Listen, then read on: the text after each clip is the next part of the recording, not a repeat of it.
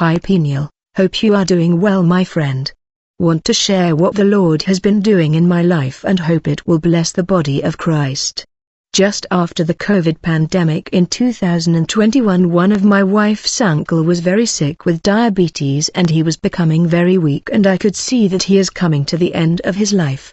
I told my wife we have to pray and ask God for salvation for his life.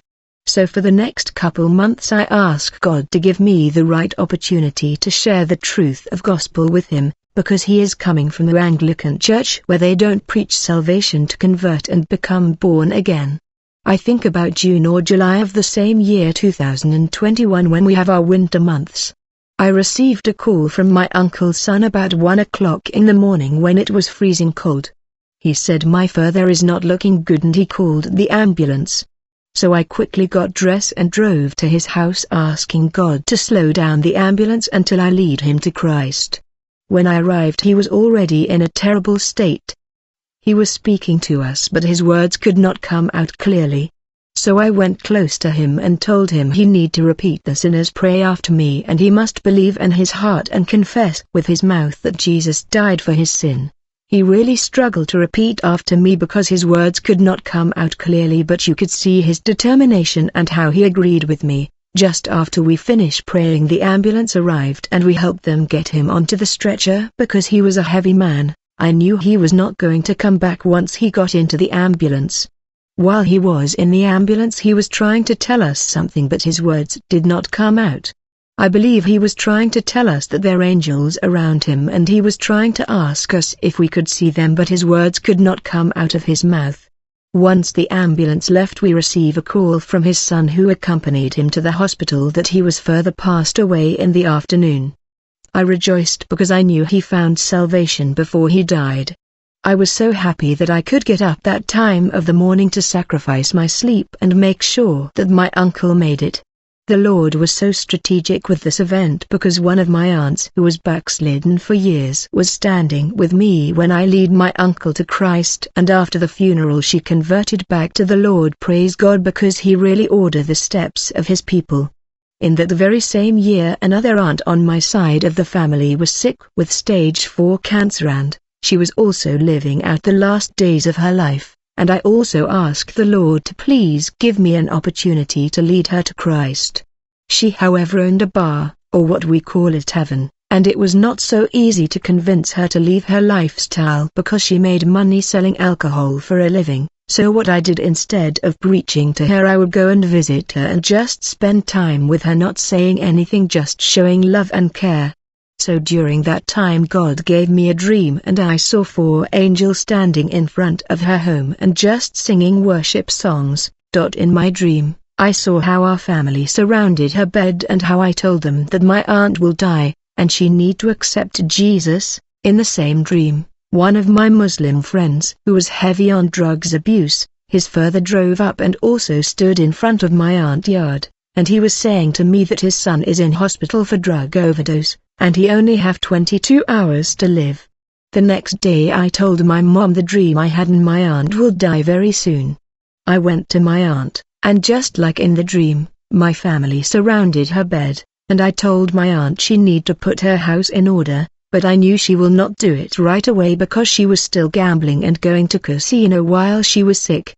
I told her, son, please do me one favor, when your mom starts seeing dead relatives and she is confused, please call me because I will know that she is about to die. After a month my cousin called me to tell me his mom is seeing dead relatives surrounding her bed. I quickly rushed to her because I knew it's not dead relatives but it's familiar spirits pretending to be family members.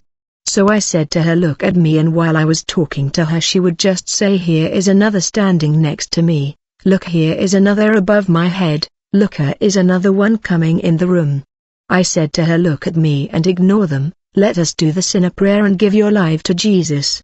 She was really struggling to utter the word but we persevered. After the sinner prayer, I told my family they need to say goodbye because their mom is not going to live longer. They cried and wouldn't accept my words. While we all were surrounding her bed she asked for a smoke, then she said to us, they are saying to me I must not smoke. She was referring to the angel around her bed, but she insisted to smoke in that state between life and death. I told my cousin, take away the smokes from your mum. When we left her room to go out, she had a stroke and we ran back into the house and rushed her into their cars and drove her to hospital. I was concerned because after I lead her to Christ she smoked again, and after that she had a stroke and was in a coma. I decided after listening to another testimony on your channel that one sister interceded for her relatives that just passed away and the Lord listened to her pray. I decided also to intercede for my aunt that God will be merciful to her. The same night God gave me a dream about my Muslim friend and he gave me the scripture in Ezekiel 33:6. But if the watchman sees the sword coming and does not blow the trumpet to warn the people, and the sword comes and takes the life of one of them, the man will be taken away because of his sin, but I will hold the watchman accountable for his deed. The next morning I called everyone just to get the contact number for this Muslim friend because my previous attempts to get hold of him was unsuccessful. But after the dream I was more urgent. I finally got hold of him via his wife because he sold everything inside of his home, so he did not even have a cell phone to get hold of him. I set up a meeting with him and his wife. I told him about my dream and how it became true and my aunt is passed on. I told him the Lord want him to put his house in order. I asked him his permission to read Ezekiel 33 because I knew he was a Muslim and they don't believe in the Bible. He gave me permission to read the whole chapter and his wife just nodded her head, after reading Ezekiel. He wanted to know which church I belonged to and I knew where this topic were leading. He then started to read out of the Quran and telling me the Catholic Church is a cult. I told him I'm not Roman Catholic. He asked me what church I go to. I said an apostolic church that believes in everything inside of the Bible. He started to attack the Bible and telling me Jesus is not God and Muhammad is the comforter and the Bible was change. At this point I became angry because of the insults and I wanted to defend our faith, but we were interrupted by someone knocking on the door who wanted to buy their home as it was for sale. After the people left, I told them we will continue with our conversation, but I only came to tell him what God told me and I am obedient, and whatever he makes with the warning his blood will be on his own head. He then explained to me that he made a big mistake by using drugs, and his wife became fed up with his drug habit, and decided to join him using drugs so that they both can suffer the abuse, and because of that they lost their whole children and they were all alone. He told me about the demonic attacks, and how people think she's crazy, when he explained to them the demons he sees after using drugs. I told him, my friend, I believe you, and he asked me to come and visit again. The next day my family asked me if I can do my aunt's memorial service, which I said yes. The night of the memorial service my Muslim friend came from the back of the service while Liz was preaching and said to me, "What you were telling me was the truth and I believe in every word you say," and he left and I continued preaching about salvation. My Muslim friend is now off drugs and I am still praying for him to receive salvation. I also want to share with you about the spirit spouse that I shared in my last testimony, when my wife watched 50 Shades of Grey and that same night a spirit spouse entered our bed and held my wife in his hand, and how my wife had to confess her sins and divorce that spirit spouse and ask God to close legal doors that was opened by the lust of the eyes. I wanted to remove the TV from my house completely, but because my wife thinks I am too religious to get rid of the TV completely. So now because of a lack of faith I had to come up with another strategy that we don't watch any movies where there is sex scene, we don't watch any movies where there is satanic symbolism like Lord of the Rings, any new Marvel movies, no series where there are witchcraft, no horror movies that instill fear in the family. I make sure that my children don't watch any type of cartoons or anything with Christmas or Halloween in it. I am still praying that God will change my wife's view on TV to completely remove it. So when I put this measure in place my wife agreed not to watch any of these movies. One day when I was at work she watched Lord of the Rings and another pastor on YouTube who was speaking on the Nephilim and the Gaints that is coming back, but that same night a spirit spouse entered our room again and she tried to wake me up and tell me they are in our room. When she finally woke up she said they are here again and I asked her what movie did she watch. She said Lord of the Rings and she listened to this pastor teaching on the Nephilim, so I told her not to watch any movies like Lord of the Rings or Harry Potter and Marvel. In fact, I don't want her to watch any TV. She must start reading the Word of God more. So the Lord is still stripping my wife from TV. I no longer force her, but I take every matter to the Lord and allow her to have all this experience to show her that the TV is no longer good for us.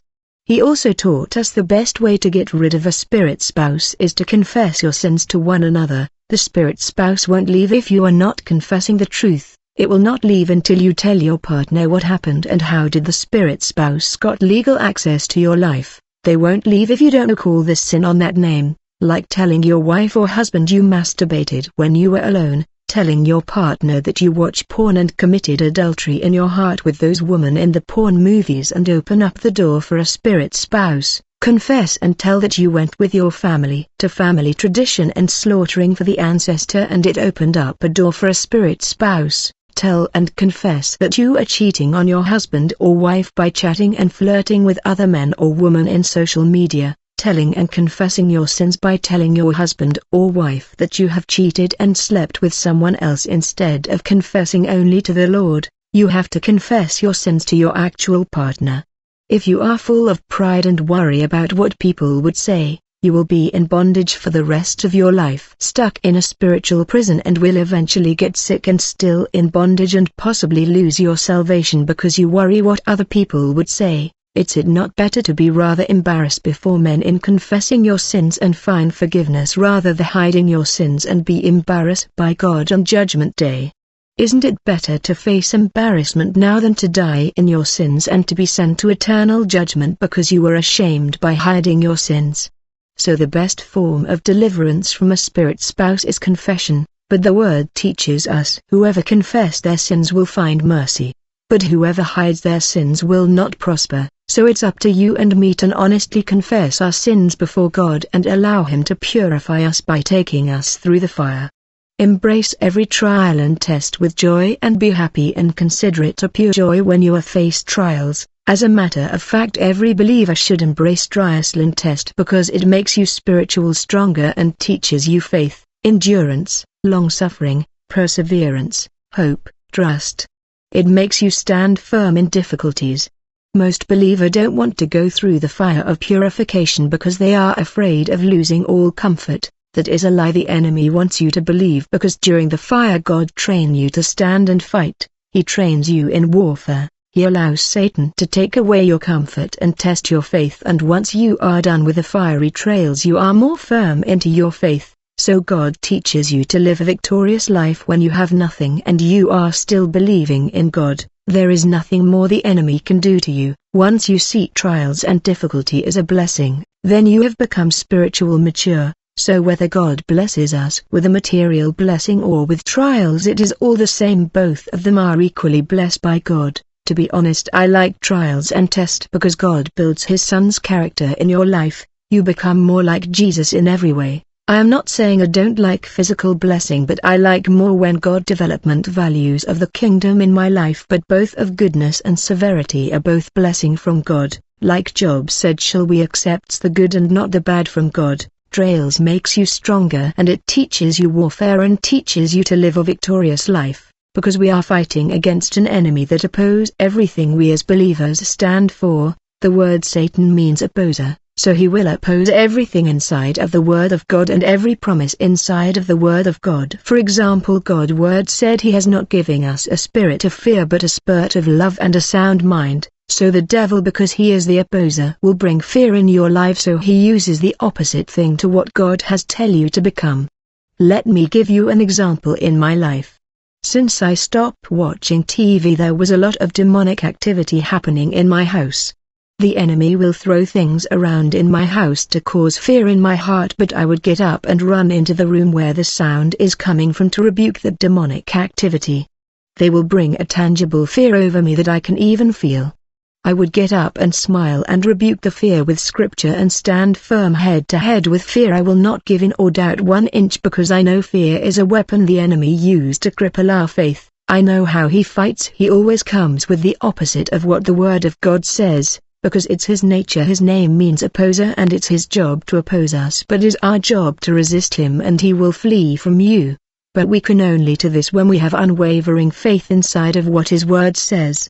If we stand and believe every word of God in spite of our reality not agreeing with the word of God, then we have become spiritual mature. Today I can truly say God's way is the best pathway for our lives, whether in goodness or severity there is no difference, whether in trials or material blessing there are no difference, whether through good times or difficult times there are no difference. God's ways is always good. Once you come to be content with your life, like the Apostle Paul say in Philippians